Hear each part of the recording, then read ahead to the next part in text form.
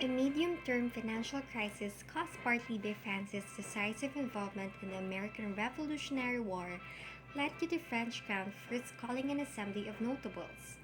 In 1789, a meeting called the Estates General in order to gain assent for new tax laws.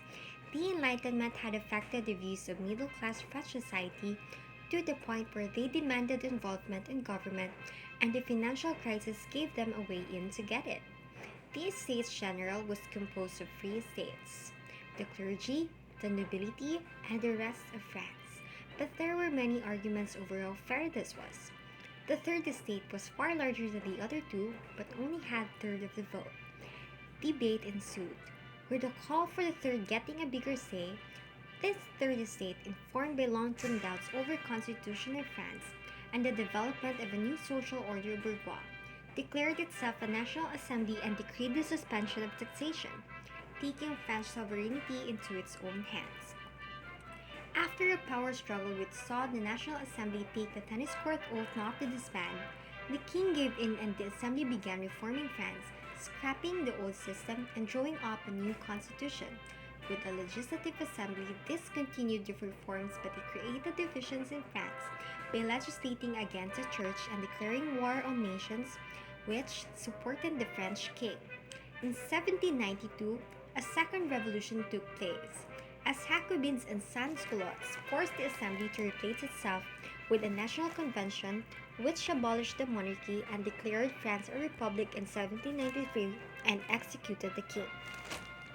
As the Revolutionary Wars once again France, as regions angry at attacks on the church and conscription rebelled, and as the revolution became increasingly radicalized, the National Convention created the Committee of Public Safety to run France in 1793.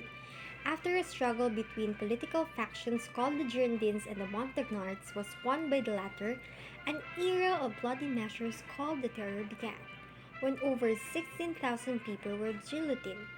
In 1794, the revolution again changed, this time turning against the Terror and its architect Robespierre.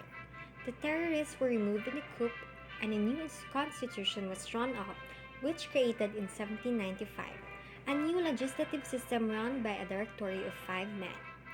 This remained in power thanks to rigging elections and purging the assemblies before being replaced, thanks to the army and a general called Napoleon Bonaparte, by a new constitution in 1799 which created 3 consuls to rule France.